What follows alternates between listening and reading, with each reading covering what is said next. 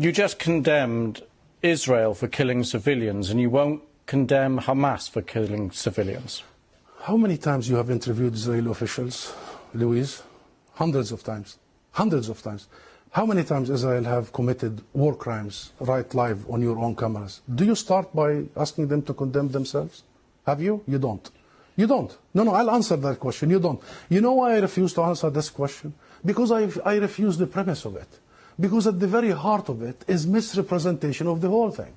Because it's the Palestinians that are always expected to condemn themselves. BBC and the mainstream media for 75 years. You bring us here whenever there are Israelis who are killed. Did you bring me here when many Palestinians in the West Bank, more than 200 over the last few months? Do you invite me when there is such Israeli provocations in Jerusalem and elsewhere?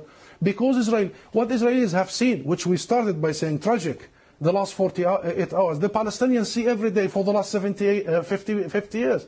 You know the situation in Gaza, you've just described it. This is the biggest open-air prison. Those people, 2 million, have been taken hostage by Israel for the last 16 years. What is the solution in your eyes? International law. That's it. What does that mean?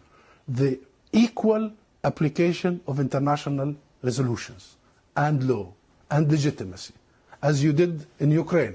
Would you bring the Ukrainian ambassador here and start asking him to condemn some of his fighters?